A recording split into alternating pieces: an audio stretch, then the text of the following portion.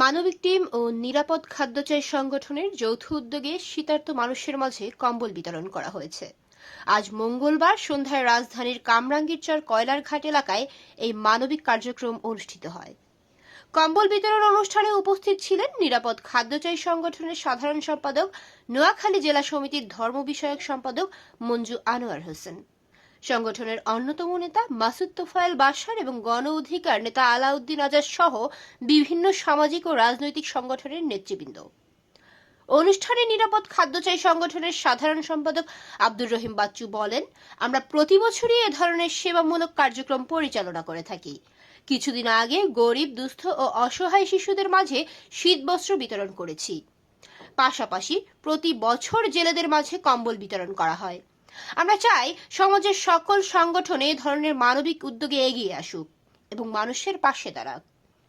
নোয়াখালী জেলা সমিতির ধর্ম বিষয়ক সম্পাদক মঞ্জু আনোয়ার হোসেন বলেন, আপনারা যে মানবিক ও সেবামূলক কাজ করে যাচ্ছেন তা অত্যন্ত প্রশংসনীয়। নোয়াখালী জেলা সমিতির পক্ষ থেকে আমরা আপনাদের আন্তরিক অভিনন্দন জানাই। গণ অধিকার নেতা আলাউদ্দিন আজাদ বলেন, এই ধরনের মানবিক উদ্যোগকে আমরা পূর্ণ সমর্থন জানাই। সমাজের বিত্তবানদের প্রতি আমাদের আহ্বান, তারা যেন এ ধরনের কার্যক্রমে অংশ নিয়ে সমাজের কল্যাণে এগিয়ে আসেন। নিরাপদ খাদ্য চাই সংগঠনের এই উদ্যোগ সত্যিই প্রশংসার দাবিদার। অনুষ্ঠান শেষে উপস্থিত অতিথিরা শীতার্ত ও অসহায় মানুষের হাতে কম্বল তুলে দেন। মানবিক এই উদ্যোগের জন্য নিরাপদ খাদ্য চাই সংগঠনের সাধারণ সম্পাদক সহ সংশ্লিষ্ট সকলকে শুভেচ্ছা ও অভিনন্দন জানানো হয়। স্বাগত জানাই। প্রতি বছর না, এবারও তিনি গরিব দুঃখী মেহনতি মানুষের মাঝে যে কম্বল বিতরণ করছেন।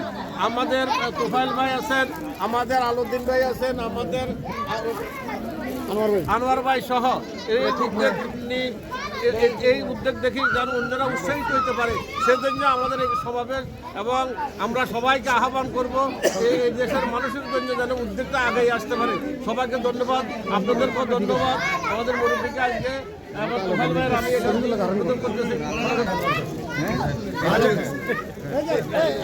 বিশিষ্ট ব্যবসায়ী মতি ভাই আমাদের এখানে আসছেন।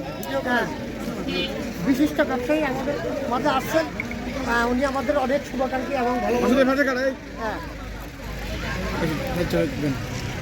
ভালো কিছু বলেন না বলা